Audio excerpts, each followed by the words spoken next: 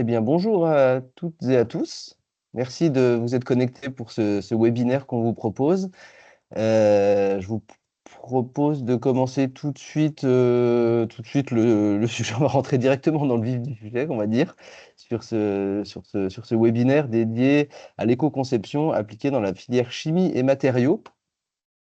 Euh, Donc, on a un webinaire qui est assez dense sur cette matinée. Donc, sur le 11h midi, on va avoir ces différentes. Voici directement le programme qu'on vous propose. Donc, on va se présenter. Vous nous voyez, nous sommes trois personnes qui allons intervenir sur la partie, sur ce webinaire. On va se présenter les uns et les autres, ce que nous réalisons, ce que nous portons. Et puis ensuite, je reprendrai la main pour vous rappeler, je dirais, les grands principes de l'éco-conception et quels sont les enjeux qu'on retrouve dans cette filière chimie-matériaux notamment. Et puis ensuite, on a la chance d'avoir deux entreprises qui vont témoigner de leur activité et de comment l'éco-conception s'applique dans leur stratégie, dans leur entreprise et comment elles ont pu être aidées aussi à traiter ce sujet-là. On aura un temps d'échange si jamais il y a des questions par rapport à ces deux témoignages d'entreprise, par rapport aux dispositifs d'accompagnement aussi qui sont proposés sur l'éco-conception, sur les différentes filières, sur les différentes solutions d'animation aussi qu'on propose en Nouvelle-Aquitaine. Et donc, on aura un temps d'échange qu'on va garder pour la fin de ce webinaire.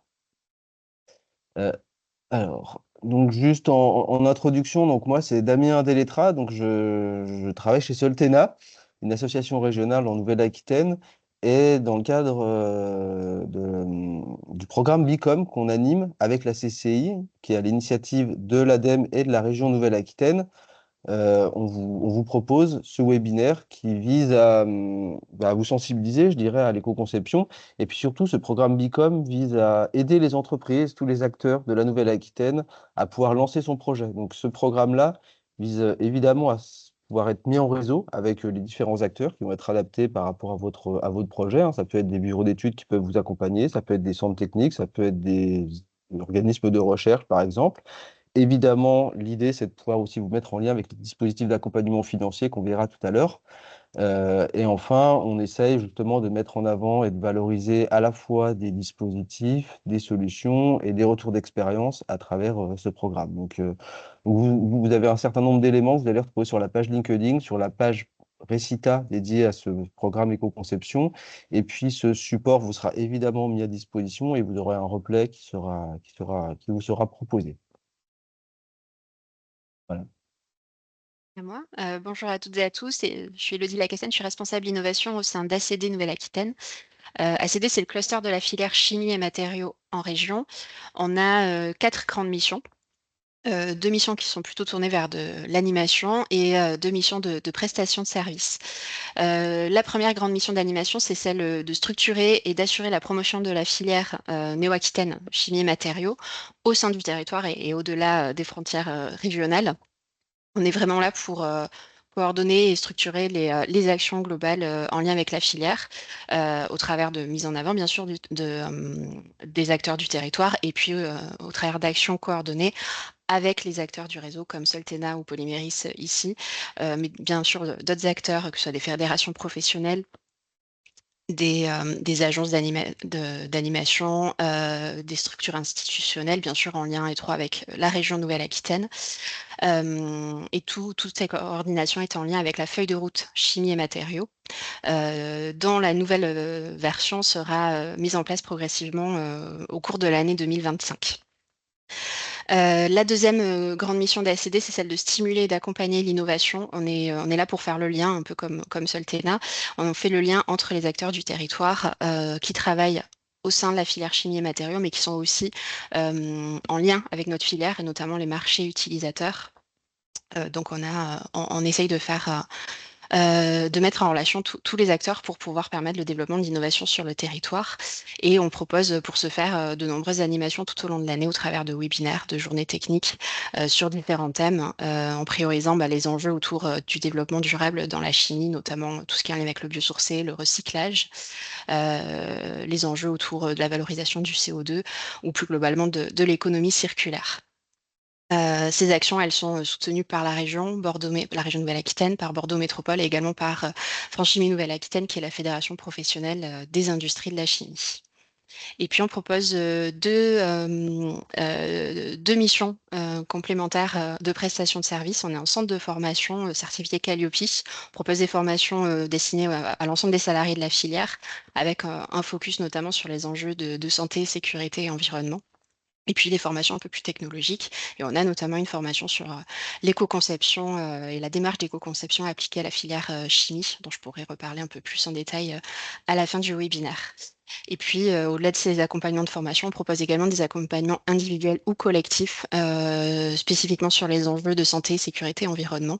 On a par exemple une veille réglementaire mutualisée accompagnée d'alertes réglementaires hebdomadaires. Et puis, on propose des accompagnements sur des enjeux de transport de matières dangereuses, des accompagnements sur des problématiques plus liées aux produits, notamment ça peut être en lien avec l'éco-conception. C'est des accompagnements à la carte et qui répondent vraiment aux besoins spécifiques des entreprises qui nous sollicitent. Voilà, je laisse la parole à Très Thibaut. bien. Bonjour à tous, je suis Thibaut Lefort, donc chargé de mission innovation pour Polyméris. Donc Polyméris, pôle de compétitivité des plastiques, caoutchouc et composites. Donc en tant que pôle de compétitivité, on a ce focus plutôt sur l'innovation, le projet, en particulier les projets collaboratifs, avec pour rôle donc de promouvoir des actions, des projets, structurer des projets autour d'une feuille de route en lien avec nos membres. On a aujourd'hui un peu plus de 600 membres sur la chaîne de valeur des plastiques, caoutchouc et composites au sein de Polyméris. Et donc une feuille de route articulée autour de trois grands axes stratégiques: économie circulaire, usine numérique et matériaux avancés, sous lesquels vont se décliner une douzaine de thématiques, dont fait partie en fait l'éco-conception, et donc des thématiques sur lesquelles on a identifié via notre comité scientifique et nos membres un certain nombre d'enjeux, d'objectifs également sur les années à venir. Et j'y reviendrai dans une slide juste après. Quelques exemples d'acteurs de la chaîne de valeur plastique, composite et caoutchouc que vous retrouverez au sein de Polyméris. Vous retrouvez à l'écran un certain nombre d'acteurs aussi présents en Nouvelle-Aquitaine, donc d'acteurs positionnés aussi bien proches de la chimie de ces matériaux polymères jusqu'à des intégrateurs donneurs d'ordre, et aujourd'hui de plus en plus d'acteurs aussi positionnés sur la collecte et le recyclage de ces produits. Également des acteurs positionnés sur des propositions de matières alternatives comme le biosourcé. Alors, toutes nos actions, en fait, on va dire, se traduisent par un certain nombre d'indicateurs. Le premier étant, en fait, les projets. Sans rentrer dans le détail de cette slide, je voulais surtout mettre en avant ici le nombre de projets qu'on pouvait avoir autour de l'économie circulaire. Donc aujourd'hui, au sein du pôle, en fait, en 2024, et c'était également valable sur les années précédentes, en fait, 2 tiers quasiment de nos projets tournent autour de l'économie circulaire, avec ces composantes d'éco-conception qui fait partie intégrante d'une grande majorité de ces projets, et aussi bien au niveau régional, national qu'européen. Sur cette thématique d'éco-conception, vous avez ici les enjeux objectifs qu'on a pu identifier au sein du pôle. Donc, je ne reviens pas non plus dans le détail de cette slide-là, mais des enjeux qui vont recouper avec ce que va démontrer tout à l'heure Damien, mais aussi bien autour donc, de développement de produits à faible empreinte environnementale que de biosourcés, la compréhension de mécanismes autour des microplastiques, de la réparabilité, de la séparabilité également de matériaux complexes. Voilà, un certain nombre d'enjeux qui sont identifiés et autour desquels on cherche à travailler avec le réseau, à animer ce réseau via des événements, des groupes de travail, de la structuration de projets pour faire émerger l'innovation autour de ça.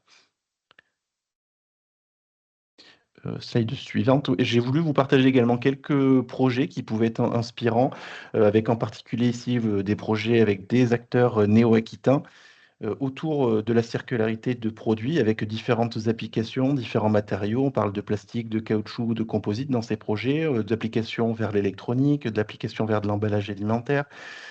Et avec des projets donc, qui ont pour composante toujours cette éco-conception, pas uniquement, parce que généralement, les projets, c'est rare qu'on ait un projet ici d'éco-conception à part entière, mais néanmoins, c'est une brique technique qui est indispensable à ces projets. Et ici, on a plutôt des exemples au niveau régional, national, avec différents niveaux TRL de proposer. Vous pourrez reparcourir la slide, évidemment, ensuite à la présentation. Et j'ai mis sur la slide suivante également quelques propositions aussi d'exemples qui pouvaient être inspirants, plutôt à une échelle cette fois européenne, où on voit la proposition de biosourcés notamment apparaître dans plusieurs projets, donc, sur lesquels Polyméris est impliqué, également des membres du pôle, hein. mais des projets également sur lesquels l'éco-conception est prise en compte. C'est vrai que quand on parle biosourcé, on ne parle pas forcément de matériaux biodégradables, pas forcément de produits non plus qui sont systématiquement recyclables. Donc il faut bien nuancer tous ces termes, et l'éco-conception est là aussi pour apporter une réponse, même si on apporte de la virtuosité via le sourcing, on ne répond pas aux enjeux de la fin de vie immédiatement. Donc il faut aussi prendre en compte cette éco-conception dans ces projets. Évidemment, vous pourrez aussi revenir vers moi si vous voulez un peu plus de détails sur ces projets, ou évidemment revenir sur les slides en sortie de webinaire. Ouais, très bien, merci Thibaut et Elodie. Effectivement, on aura, comme je l'ai dit tout à l'heure, hein, on vous mettra à disposition le support. Donc, s'il y a besoin de compléments, évidemment, on sera là. Il y a un petit temps d'échange qui est prévu à la fin du webinaire. Je voulais juste repréciser ce qu'on entend par éco-conception. Donc, on a mis des définitions un petit peu générales, mais pour rappeler quelques grands principes. Donc, l'éco-conception, c'est une notion, c'est une démarche, hein, c'est vrai, une démarche et une méthode qui n'est pas certifiable en tant que telle, qui regroupe trois notions. Donc, on parle de produits, un bien matériel ou un service. On va parler de cycle de vie, donc des étapes d'extraction, des matières premières, de fabrication, de transport, d'utilisation, d'emballage, de logistique également de nos produits. Et puis, un jour ou l'autre, il deviendra un déchet. Donc, différentes stratégies autour de la fin de vie. Et puis la troisième grande notion clé qu'on a quand on va parler d'éco-conception, c'est la notion d'indicateur, la notion de mesure d'impact environnementaux. Donc vous en voyez quelques-uns à l'écran. On peut parler de consommation d'énergie, renouvelable, non renouvelable, la consommation de ressources. Évidemment, l'empreinte carbone, souvent qui est bien connue avec les émissions de gaz à effet de serre. L'idée d'une démarche d'éco-conception, c'est quand même d'être relativement exhaustif en termes d'indicateurs environnementaux pour éviter ce qu'on appelle les transferts d'impact, enfin, en tout cas les maîtriser au mieux, qui peuvent être d'une étape du cycle de vie à une autre ou d'un indicateur à une autre. Donc on va essayer de maîtriser ces notions-là. Quand on parle d'éco-conception et qu'on veut mettre en place la démarche d'éco-conception, il y a différentes étapes qui vont être présentes, qu'on va essayer de mettre en œuvre dans une entreprise. Donc, je ne vais pas forcément les détailler, mais la première étape peut paraître anecdotique, mais elle est quand même très importante. C'est-à-dire, quand je veux me lancer dans une première démarche d'éco-conception, ou que l'éco-conception va être le cœur de mon activité, ça va être important de bien cadrer le projet, les attentes, voir si d'un point de vue concurrence, d'un point de vue solution fournisseur aussi, il y a des choses qui existent. Sur quel produit on veut travailler en premier? Donc, est-ce que c'est un produit qui se vend très bien ou à l'inverse qui se vend très mal? C'est des choix qui vont être importants à identifier dans le déroulé d'une démarche d'éco-conception. Et ensuite, on va dérouler cette méthode-là qui va être de faire une évaluation environnementale, rechercher différentes pistes d'amélioration. Et évidemment, l'éco-conception, ça va être faire des choix, faire des compromis et à un moment donné, prendre des décisions. Donc, la difficulté d'une démarche d'éco-conception, c'est qu'elle est aussi dans une boucle d'amélioration continue. Donc, à chaque fois, on va essayer de faire le meilleur choix en prenant en compte un certain nombre d'éléments en activité. Et puis évidemment, l'enjeu va être aussi de pouvoir communiquer, donc là aussi différentes informations, différentes allégations environnementales qui vont être utilisées avec la vigilance de ne pas faire de greenwashing. Donc ça, c'est des choses importantes à prendre en compte dans une démarche d'éco-conception. Ce qu'on aime bien aussi présenter, c'est ce schéma-là. Je ne vais pas forcément m'y attarder très longtemps, mais en termes d'éco-conception, il y a différents niveaux. On peut parler de travailler sur seulement l'enjeu matériaux. Notre produit peut répondre toujours aux mêmes besoins, mais en utilisant un matériau différent, ça peut répondre à des enjeux d'un pre- d'une première stratégie d'éco-conception. Et puis ensuite, plus on va avancer sur le besoin, sur quel est vraiment l'usage, l'utilisation de notre produit, on peut aller sur des démarches un peu plus globales qui vont nécessiter d'intégrer un grand nombre de démarches et de stratégies qui vont être complémentaires les unes entre les autres en termes de notion d'éco-conception, avec évidemment une performance d'usage et un gain théorique d'impact environnemental qui doit être plus important. Enfin, j'ai voulu juste repréciser toujours de manière générale, mais c'est vrai que c'est un point important, hein. On parle souvent d'économie circulaire, d'éco-conception, de modèle économique. Si on le met en lien avec le schéma du cycle de vie qu'on avait vu tout à l'heure, il y a de nouvelles notions qui commencent à apparaître et qui se développent, hein, de plus en plus, sur lesquelles l'éco-conception est au cœur de l'activité pour essayer d'avoir une meilleure circularité, donc soit en termes de matériaux, donc pouvoir réintégrer des matériaux dans la même filière ou donc en boucle ouverte ou en boucle fermée, d'avoir des matériaux qui vont avoir une origine différente les notions relatives à l'upcycling aussi, donc c'est-à-dire de pouvoir refabriquer un certain nombre d'éléments. Donc ça, pour éviter au maximum l'enfouissement ou l'incinération de nos produits en fin de vie. Et il y a tous les nouveaux modèles économiques qui interviennent, qu'on connaît bien, je pense, maintenant, ou en tout cas qu'un grand nombre d'entreprises développent autour de la réparation, du réemploi et de la revente. Donc là, on est sur un enjeu quand même important pour essayer d'intensifier l'usage et d'avoir des produits à durée de vie plus importante. Évidemment, toutes les filières sont concernées, mais la filière chimie matériaux va devoir aussi, intègre déjà ces notions-là. Thibaut, tout à l'heure, on a parlé sur différents projets, mais ces notions impliquent justement d'avoir des produits, d'avoir des systèmes d'assemblage, d'avoir une logistique, d'avoir une conception différente qui permettent de s'intégrer dans ces nouveaux modèles économiques. Juste en synthèse, et pour repréciser ce qu'on va voir par la suite avec les 2 témoignages d'entreprise, dans la filière chimie matériaux, j'ai essayé de faire court, mais en tout cas de prendre en compte les quelques grands enjeux qu'on identifie hein, au niveau de cette filière. Les premiers, et souvent c'est un levier relativement fort quand on va parler d'éco-conception, c'est l'enjeu réglementaire. Différentes notions, enfin à différentes échelles, hein, régionales, nationales ou européennes, avec là aussi, depuis un certain nombre d'années, les réglementations ou les travaux s'intensifient, sont de plus en plus exigeants aussi dans les enjeux environnementaux et sanitaires notamment. Pour certains d'entre vous, vous devez sûrement connaître la directive REACH qui date de quelques années. Les substances aussi qui sont autorisées ou réglementées sont de plus en plus grandes et à ce titre, il y a de plus en plus de travaux pour avoir des exigences d'améliorer la traçabilité des différentes substances, qu'elles soient chimiques, minérales ou toutes les autres.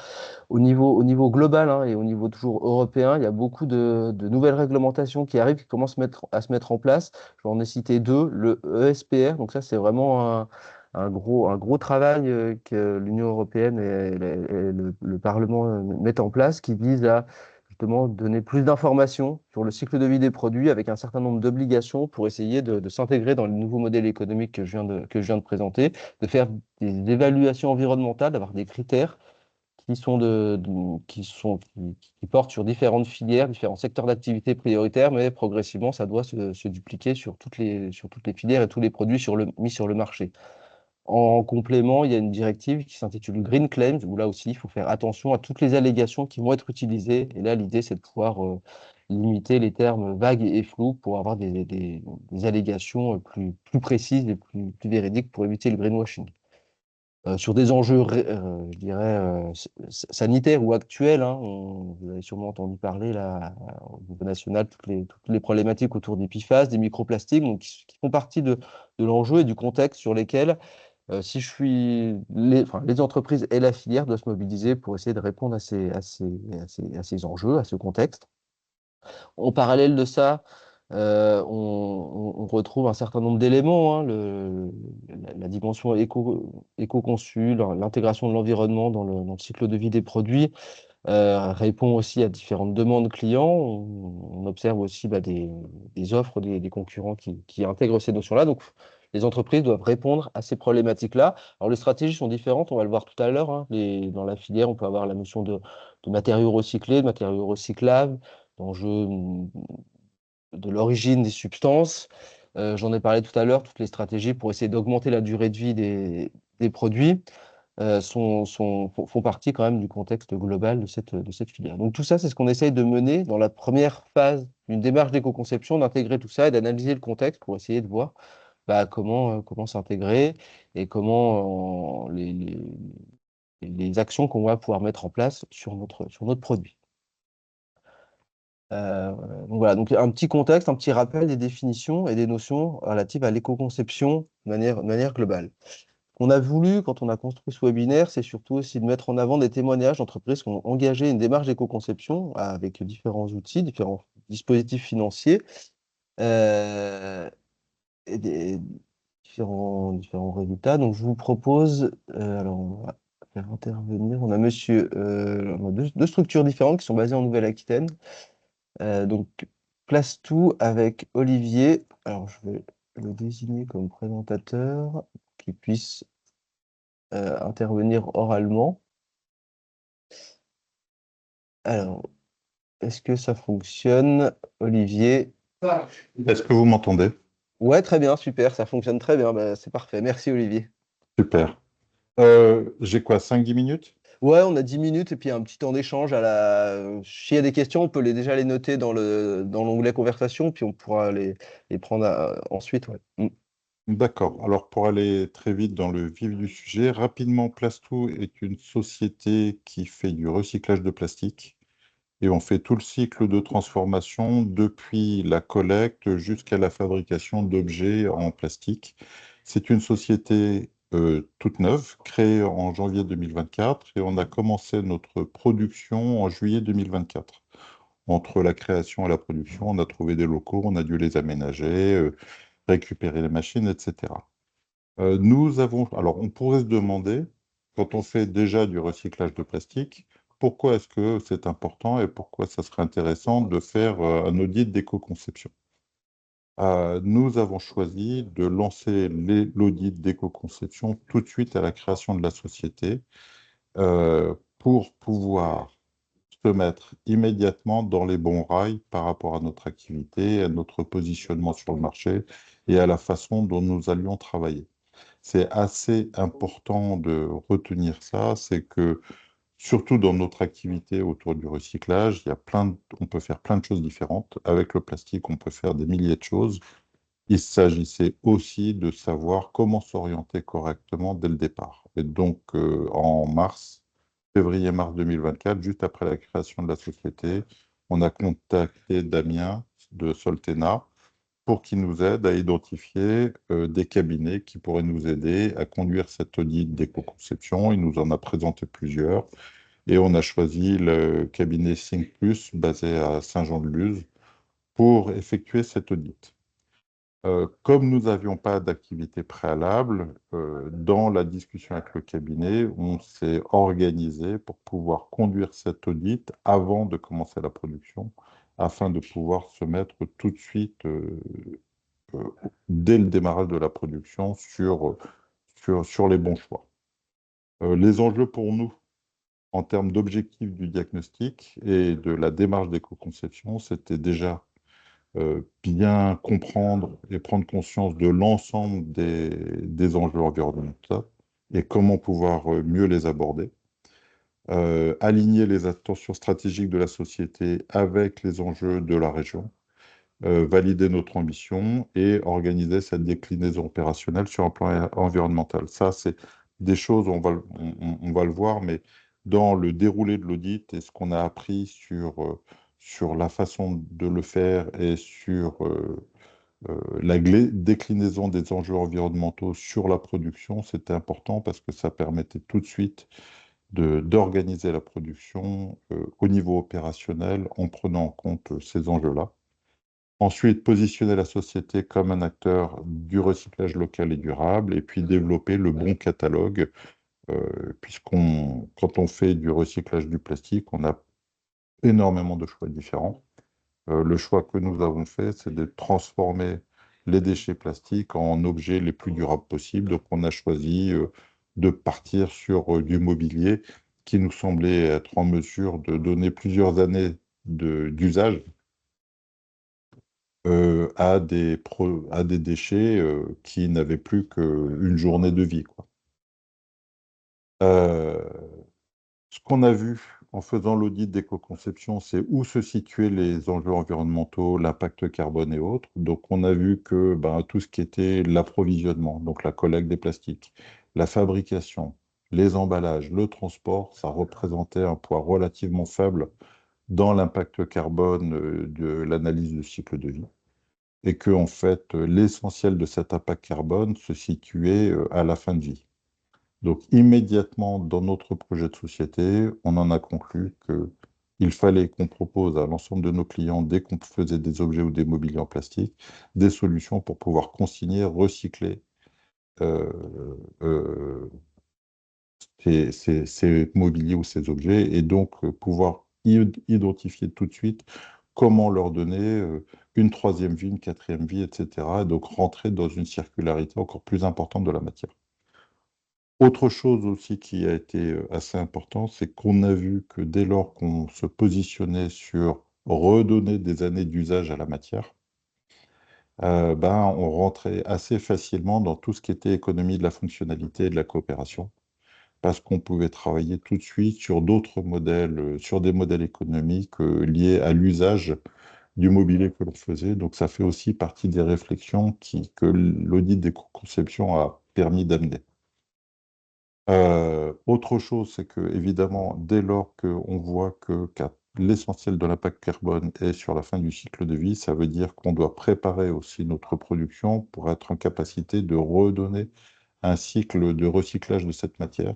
Et donc, naturellement, on a convenu qu'il fallait qu'on reste en monomatière, c'est-à-dire que l'on fasse des meubles en 100% PEHD, 100% polypropylène ou polystyrène ou autre, euh, plutôt que de faire des mélanges de matières qui rendent ensuite le prochain cycle de recyclage plus compliqué. Et enfin, deux autres choses qui sont apparues grâce à l'audit d'éco-conception, la nécessité d'avoir une bonne traçabilité de la matière. C'est-à-dire qu'aujourd'hui, quand on vend un meuble, on est capable de dire, dans ma première vie, j'étais un bac en polystyrène, j'étais une bobine de polystyrène, je servais A, et dans ma nouvelle vie, je vais servir A.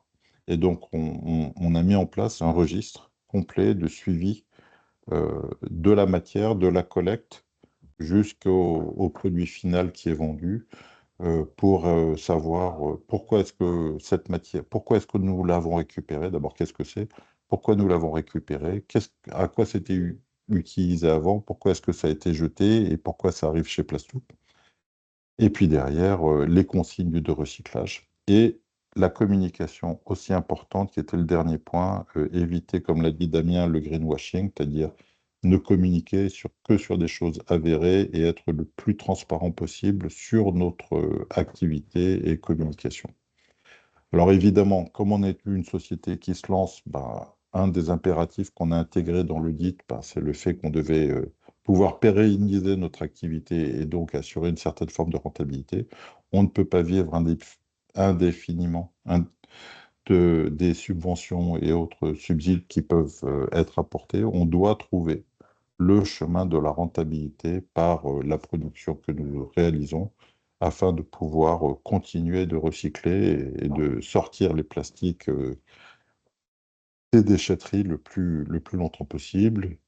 Optimiser la fabrication, ça veut dire qu'on a travaillé aussi pour pouvoir baisser l'impact de la production en travaillant avec des moules particuliers, des moules adaptés aux différents objets que nous réalisons, ce qui permet de réduire les pertes d'usinage et les pertes de matière, même si nous récupérons toute la matière pour pouvoir la recycler derrière ou en refaire quelque chose. Euh, on ne peut pas travailler seul. Et donc là, il y avait des coopérations qu'on a identifiées, comment travailler avec les différentes entreprises et organisations qui ont des déchets plastiques et comment pouvoir mettre en place des coopérations avec eux pour le traitement de ce qu'on appelle des gisements, qui est les sources de plastique, que ce soit des chutes de production des entreprises ou des ou des résidus de consommation de plastique. Voilà. Et puis derrière, avoir une activité de test des différents types de plastique pour pouvoir en accepter le plus grand nombre et voir comment ils réagissent et augmenter notre catalogue de produits possibles, de matières que nous pouvons recycler. Voilà, grosso modo, en quelques slides, les raisons d'avoir fait un audit, ce que nous avons trouvé durant cet audit et derrière le plan d'action que cela a permis d'établir. Euh, voilà. Damien, je te redonne la Ouais, balle. super, merci. Merci Olivier. Effectivement, voilà, l'idée c'était aussi de présenter une entreprise qui s'est créée, qui s'est lancée et comment justement avoir cette notion d'éco-conception au cœur de l'activité ou en tout cas de l'intégrer au plus tôt dans les développements qui étaient envisagés et qui étaient prévus. Donc tout ça, effectivement, c'est des choses qui ont pu être pris en charge, être financées aussi par les acteurs pour avoir la région et l'ADEME pour pouvoir trouver comment intégrer la stratégie d'éco-conception dans l'offre du produit. Très bien. Donc, je crois que s'il y avait des questions, on les prendra peut-être après. Comme ça, on va faire les deux témoignages d'entreprise et puis on essaiera de centraliser les différentes questions. Deuxième témoignage d'entreprise. Donc là, l'idée, c'est de vous présenter une autre stratégie qui est importante et qui est intéressante dans la démarche d'éco-conception avec une autre structure de Nouvelle-Aquitaine, Futuramat. Alors, toc, normalement, je vais laisser la parole à Sandra Martin. Donc, toc, j'ai dû l'activer le partage. Elle doit pouvoir maintenant intervenir. Bonjour, Voilà, très bien. Eh ben, ça marche. On t'entend bien, Sandra. Ah oui, ça marche. Alors, je suis un petit peu désolée, je suis en déplacement, donc au niveau lumière, je n'ai pas réussi à faire mieux. Enfin bon, c'est moi, en tout cas, c'est bizarre. Bon, bref. Bonjour à tous. Merci Olivier, on se connaît un petit peu, donc c'est bien, nos deux témoignages peuvent se compléter. Moi, je représente la société Futuramat. Alors nous, on a démarré il y a presque 20 ans maintenant. Et on est un acteur de la proposition de matières biosourcées pour l'industrie de la plasturgie. C'est-à-dire qu'on va pouvoir mettre en œuvre des matières qui sont composées de différents ingrédients et partiellement ou totalement biosourcés, qui se transforment exactement comme les produits de la plasturgie classique, avec les mêmes technologies, l'extrusion, l'injection, le thermoformage, etc. Et pouvoir créer ainsi de nouveaux produits. Nous, on travaille sur une échelle on va dire, de la R&D, de la taille laboratoire jusqu'à la taille pilote, puis vraiment industrielle avec des partenariats avec des industries avec lesquelles on a contractualisé des accords. Donc, on est capacitaire et on peut accompagner les clients de l'idée du produit, du cahier des charges, jusqu'à l'industrialisation. Alors, c'est là, nous, on a fait de l'éco-conception il y a 20 ans, comme Monsieur Jourdain a fait de la prose, c'est-à-dire que c'était directement intégré dans nos démarches. Et on essaie de convaincre nos clients de travailler dans cette démarche au plus tôt possible dans le cahier des charges. C'est pas toujours facile, hein, parce que parfois, et comme tu l'as dit, Damien, on peut se retrouver sur une stratégie simplement, j'allais dire, de substitution matériau à matériau avec les mêmes fonctions, avec voilà, quelque chose qui va être assez limité. C'est déjà ça. On va pouvoir proposer un produit biosourcé en alternative d'un produit pétrochimique. Mais c'est vrai que dans l'idéal, et nous, c'est ce qu'on privilégie, c'est d'aller vraiment au plus loin possible et à pouvoir travailler sur l'usage, sur la fonction au plus possible pour changer vraiment nos comportements et être le plus efficace possible au niveau environnemental. Donc, c'est un petit peu ce qu'on voulait décrire là, dans la slide suivante. Finalement, c'est une réflexion sur les fonctions des matières qu'on va la proposer qui sont intéressantes.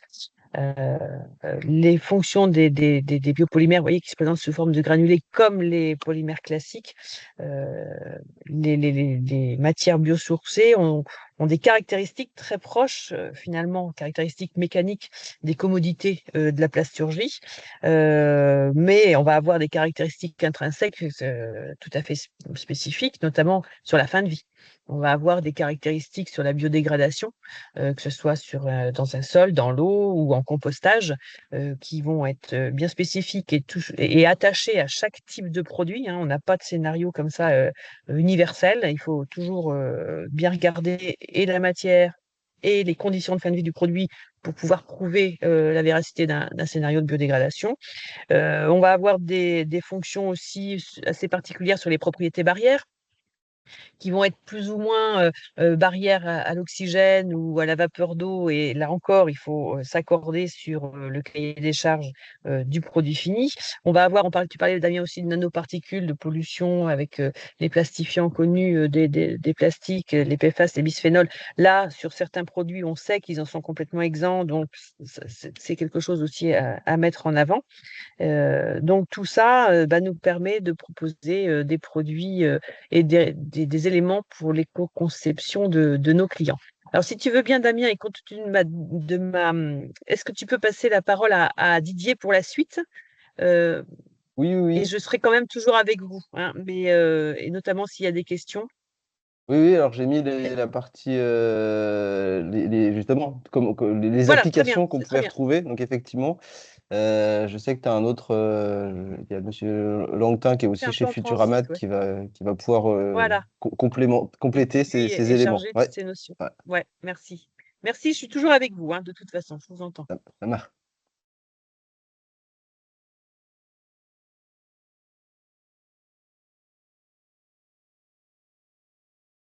Alors, normalement, ça doit fonctionner, mais Est-ce que Didier, tu on es l'entend pas en ligne? encore.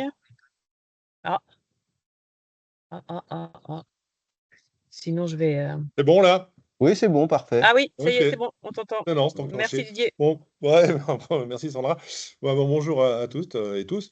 Merci Damien. Donc là, tu as déroulé, j'avais fait un petit enchaînement, mais c'est pas grave, hein, laisse comme ça là, pour vous présenter en effet comment là on organise là et on conçoit un petit peu l'éco-conception à l'interne et à l'externe d'ailleurs chez Futuramat, hein. On va prendre ça en deux temps, parce qu'en fait, on peut réfléchir sur l'éco-conception amont. Alors, comme Sandra l'a expliqué, hein, nous, en fait, notre matière première, ce sont des différents bioplastiques qu'on va acheter sur le marché, hein, ainsi que des charges. Essentiellement, on va faire en R&D, on va faire des formulations qui vont associer différents bioplastiques et différentes charges. Et donc, on achète ça évidemment à l'extérieur. On n'est pas les producteurs de ces différents matériaux. Et donc là, il y a une première étape de réflexion qui est de se dire, essayer d'optimiser, on va dire, l'impact environnemental des matières qu'on achète, hein, des matériaux qu'on achète. Et un point fort, c'est sur la matière recyclée. On achète depuis justement une 15-20 ans, hein, des matières recyclées comme le polylactique acide, hein, le PLA, et on en achète essentiellement sous forme recyclée. Alors, c'est du recyclage post-industriel, mais c'est quand même du recyclé. Donc, quand ça le permet, c'est-à-dire quand on n'a pas une obligation de contact alimentaire, on utilise ces PLA recyclés. On a également d'autres bioplastiques qu'on achète également sous forme de plastique secondaire, sous forme de recyclé. L'autre axe qu'on essaye de développer, qui est un peu plus délicat parce qu'on ne maîtrise pas forcément toute la chaîne de valeur en amont, hein, c'est de réfléchir sur le conditionnement, comment ces matières premières vont être livrées, là, il faut que ce soit au niveau du transport et de l'emballage. On a une marge de manœuvre, il faut être honnête, qui est relativement faible, hein. On n'a pas trop la main sur ces acteurs, qui sont pour certains des acteurs internationaux de grande taille. Donc on a là aussi un effet levier qui n'est pas forcément évident. On réfléchit également sur, une fois que ces matériaux sont sur notre site, comment on va en termes de procédés industriels, hein, on va essayer de réfléchir sur des réglages machines, entre autres par rapport à la température, hein, qui va être utilisée dans l'extrudeuse. On va réfléchir sur des process d'eau. Donc là, on a maintenant mis au point depuis plusieurs années, hein, des systèmes d'eau en circuit fermé, hein. Donc, ça fait partie des choses qu'on essaye. Alors, c'est du réglage, hein, d'essayer de minimiser. Et l'objectif, j'allais dire, de l'éco-conception ici, c'est d'arriver à 1 kilo de granules ou 1 tonne de granules qui soit avec des impacts environnementaux qui soient le plus limités possible chez nous à l'interne. Et évidemment, il y aura l'impact environnemental de la matière première initiale avec des bioplastiques qui ont des gains, entre autres, essentiellement sur les formes de gaz à effet de serre, hein, sur la notion de biosourcé, hein. Donc là, c'est la partie amont. Une fois que ces matériaux sont ici, donc on va les formuler. On aura différentes formulations qui vont s'adresser à différents acteurs pour différents besoins, comme l'expliquait Sandra, avec des différents cahiers des charges. Et là, ce que j'ai résumé, hein, pour que ça soit assez concis, quatre, on va dire, pistes d'éco-conception, hein. Alors, quand on dit c'est les pistes d'éco-conception, c'est une éco-conception. En fait, on est, nous, des contributeurs d'éco-conception pour notre client.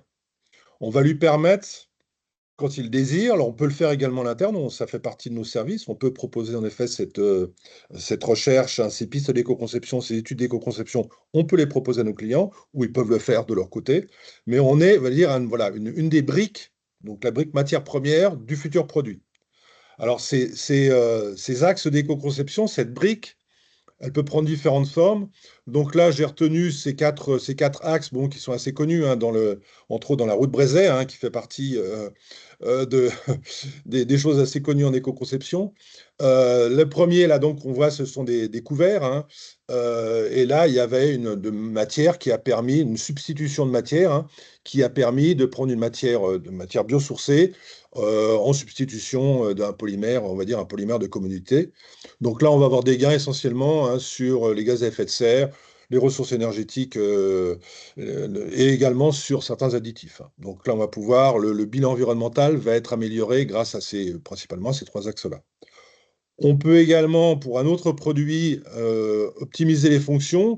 Donc là, il s'avère quand quand on met une charge, entre autres, une charge végétale en bois ici, qui va permettre d'améliorer les fonctions d'adhérence des bactéries sur cette petite pièce. C'est une petite pièce qui est utilisée dans le cadre de l'épuration des eaux au niveau industriel. Donc là, ça va permettre d'avoir une fonction complémentaire et donc en termes d'efficience, hein, du produit, on va avoir des gains, ce qui peut également se matérialiser à travers une étude d'éco-conception. Alors, quelles sont, comment dire, les preuves, hein, qu'on apporte à tout ça? Futuramat, on a deux grands types de preuves. On a une première preuve qui est sous forme de certification. Donc, nous, on travaille beaucoup avec TÜV Austria, donc qui est un organisme européen reconnu pour la normalisation, hein, et dont l'antenne en Belgique s'occupe essentiellement des produits, entre autres des produits biodégradables, biosourcés, etc. Donc là, on a un certain nombre de nos formulations qui sont certifiées, OK Biobase ou OK Compost, hein, selon les cas. Donc ça, c'est un premier axe qui est quand même assez demandé, qui permet également à notre client de communiquer. Et puis un deuxième qui va être la CV, hein. Donc là, on leur fournit également, alors selon leur demande, hein, là, c'est un peu du cas par cas, leur fournir également des éléments plus classiques sur les indicateurs environnementaux issus de la CV, qui peut être une ACV complète ou une ACV simplifiée. L'autre produit, le numéro 3, là, ce sont des boîtes, hein, donc des boîtes à burgers, hein, donc développées par une start-up, hein, qui s'appelle Bibase. Et donc là, on a travaillé en amont également avec lui sur le côté usage multiple. Alors là, c'est plus en termes à la fois du matériau, mais également de la fabrication de ces boîtes, hein, de leur permettre d'avoir un usage multiple à destination des food trucks et des cantines et un certain nombre d'acteurs qui permettent d'utiliser ça là. Donc on sera un petit peu dans la démarche là, plutôt de l'économie de la fonctionnalité. On essaye d'aller là-dessus, hein. Donc, on sait qu'il y a pas mal de pistes aujourd'hui, hein. Ça a été présenté par Plastou un tout petit peu précédemment, hein. Donc, on essaye d'aller le plus possible là-dessus. Tout dépend, on va dire, de l'accueil et de l'ouverture, j'allais dire, de l'ouverture d'esprit du client sur toutes ces considérations d'éco-conception et d'économie circulaire et d'économie de la fonctionnalité, hein. Donc, là aussi, ça reste quand même du cas par cas. Et puis, un dernier exemple où là, on va travailler sur la fin de vie du produit. La Futuramat, nous, on travaille pas mal depuis le début, hein, grâce à notre actionnaire, en fait, qui est une coopérative agricole, sur les produits qui sont utilisés dans le domaine alors, agricole de façon très large, hein, que ce soit le maraîchage, le vignoble, etc. Où on sait qu'il y a beaucoup, beaucoup de plastique. Là, on est beaucoup sur une approche B2B, et il y a énormément de pièces en polymère, hein, qui sont utilisées dans le monde agricole. Et un des axes, alors évidemment, il y a les collectes, hein, il y a des acteurs comme Adivalor aujourd'hui qui font très bien leur travail et qui montent en puissance ces dernières années. Malgré tout, on sait qu'il y a un certain nombre de pièces qui vont être laissées dans la nature, pas forcément volontairement, mais pour un certain nombre de raisons. Et donc là, on va travailler sur des formulations qui permettent la biodégradation dans le sol. Donc là également, on a apporté des preuves à ce niveau-là. Donc on a travaillé pas mal au niveau de la viticulture, au niveau des maraîchages. Et là, on travaille également, l'exemple ici est autour des arbres, hein, donc de la plantation d'arbres, hein.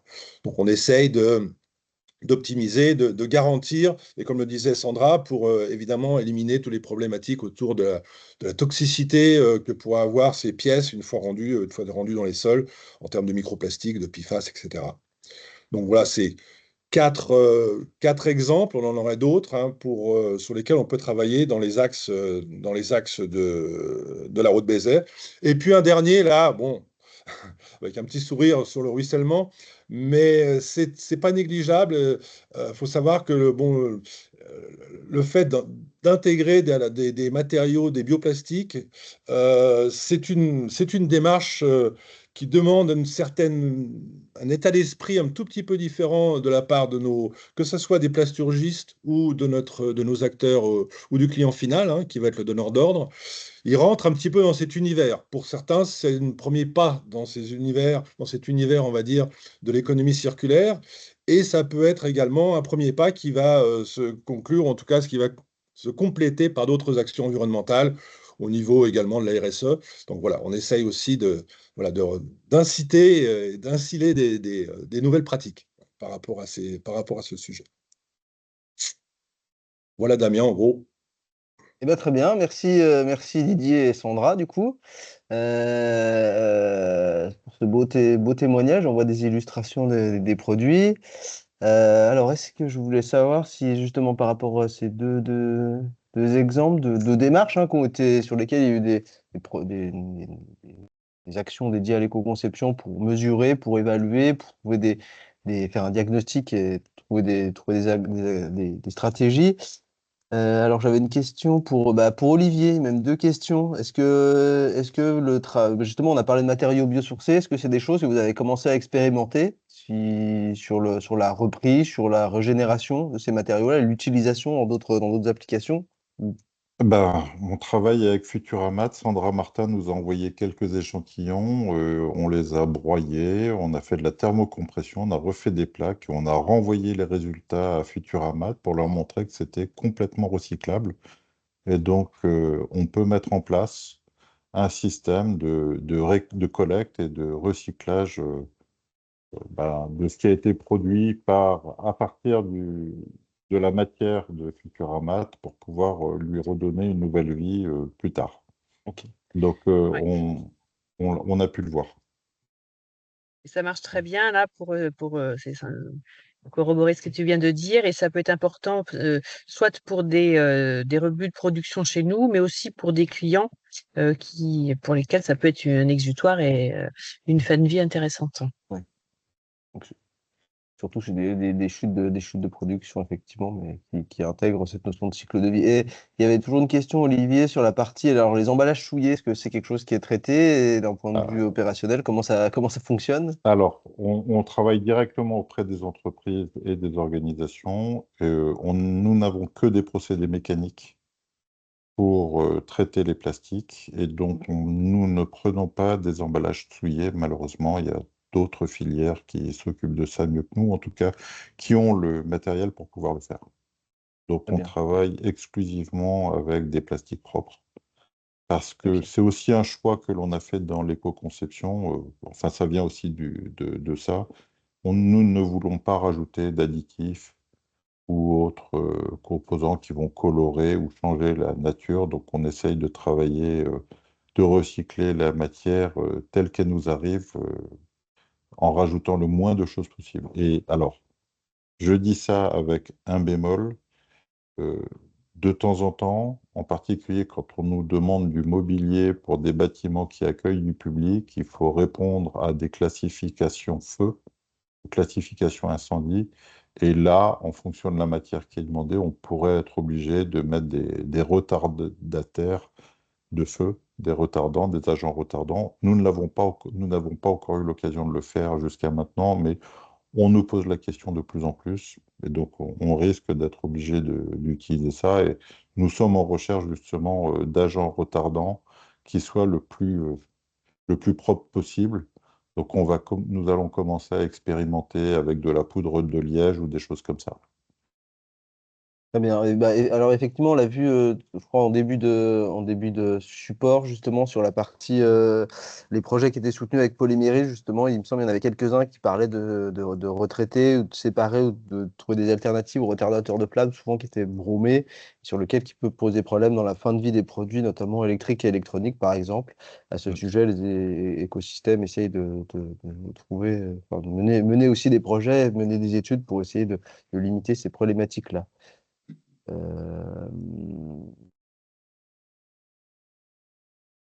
Alors, du coup, donc, je ne vois pas forcément d'autres questions spécifiquement dédiées à vous. Après, sur les dispositifs qui existent, euh, pour échanger entre acteurs et se faire accompagner sur un volet en éco-conception. Ce qu'on vous propose, c'était pendant 10 minutes, vous évoquer les différents dispositifs d'accompagnement qui sont mis à disposition en Nouvelle-Aquitaine à travers ce programme BICOM, donc qu'on anime avec la CCI et évidemment qui est financé par l'ADEME et la région. Donc on a 3 niveaux d'accompagnement. Le premier qui va être de s'informer. Ensuite, on va pouvoir agir de manière individuelle, comme l'a présenté Olivier avec un diagnostic. Il y a différents outils qui existent à ce niveau-là.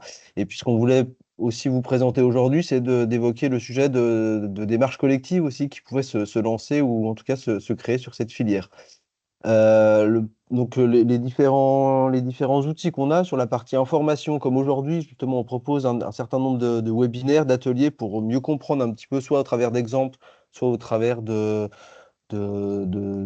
présentations dédiées à comprendre un petit peu mieux les enjeux, donc, ou différents outils qui existent, hein. Donc, la notion de webinaire, on en a plusieurs qui sont prévus là sur le mois de juin, pour notamment la filière bois, qui aussi s'engage dans une démarche d'éco-conception, notamment avec un programme collectif. Donc, on vous invite aussi à participer.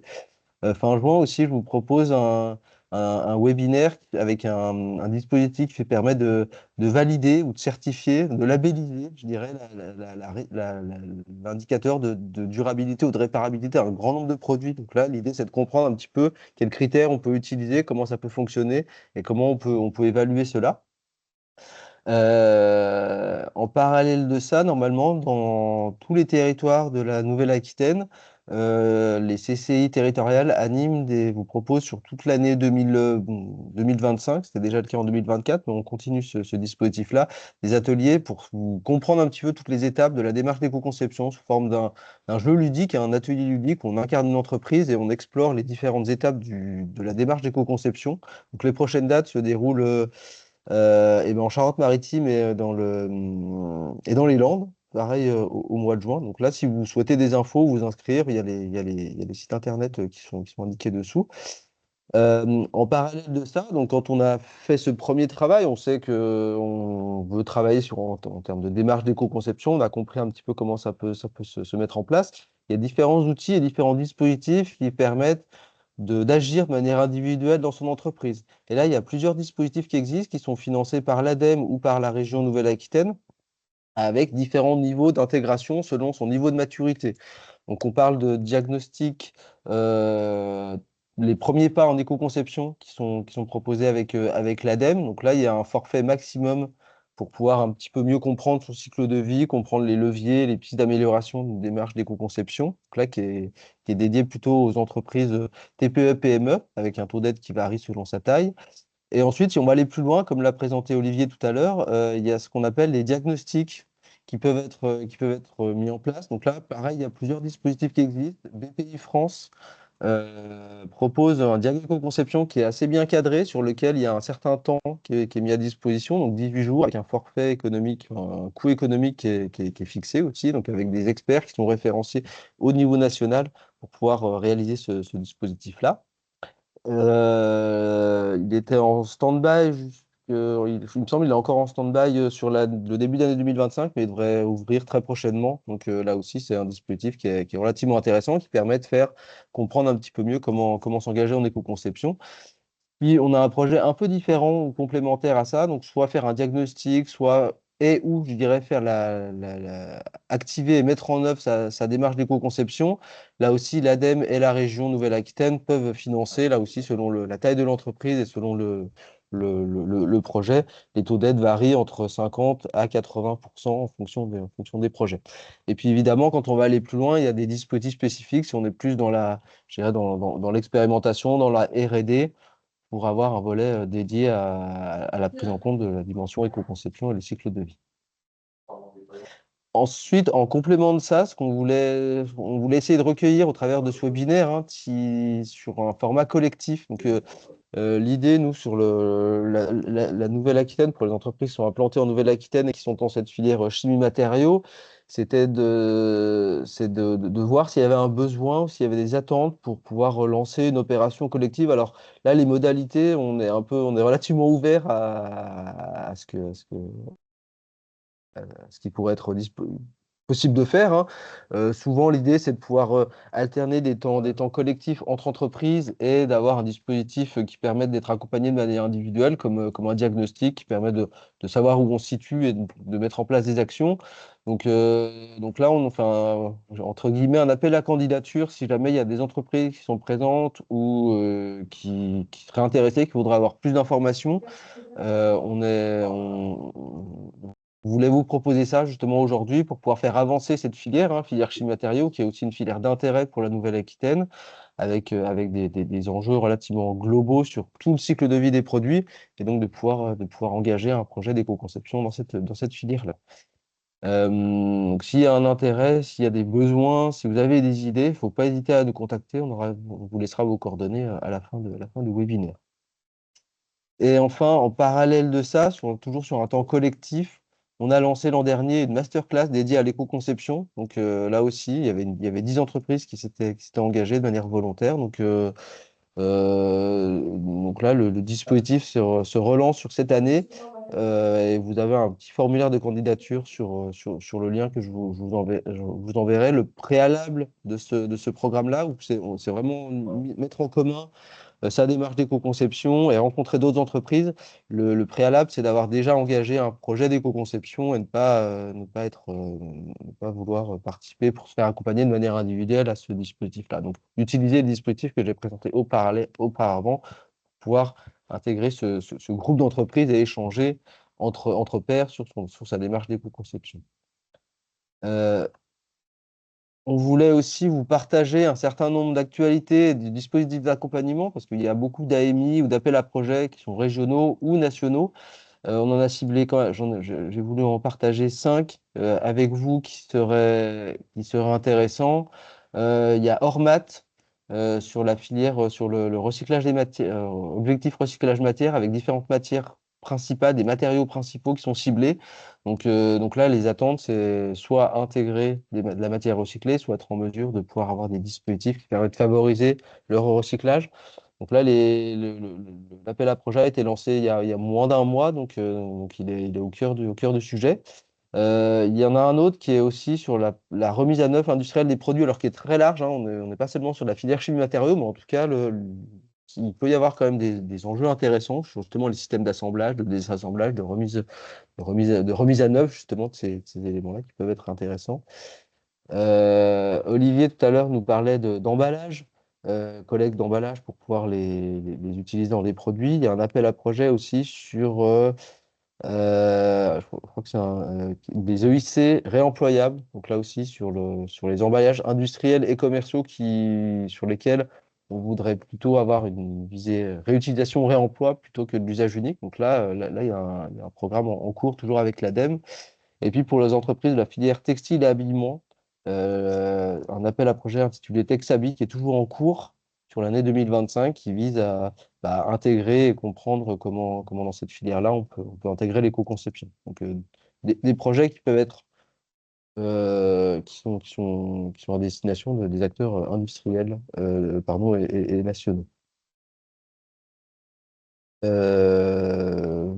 Voilà, donc j'ai essayé de synthétiser un petit peu tout ce qu'on pouvait faire si on veut s'engager en éco-conception, entre s'informer, agir individuellement ou agir de manière collective. Donc il y a plusieurs dispositifs qui existent. L'idée, c'est que si vous avez une question ou un besoin sur ces 3 niveaux, sur comprendre un petit peu mieux, si vous voulez être référencé en tant que bureau d'études, si vous êtes une entreprise et que vous recherchez un acteur qui peut vous accompagner, je suis la porte d'entrée globalement dans vos projets d'éco-conception, avec dans l'idée de pouvoir trouver le meilleur dispositif aussi financier pour engager le projet et aussi, en parallèle de ça, aussi valoriser évidemment les retours d'expérience et les résultats de vos démarches.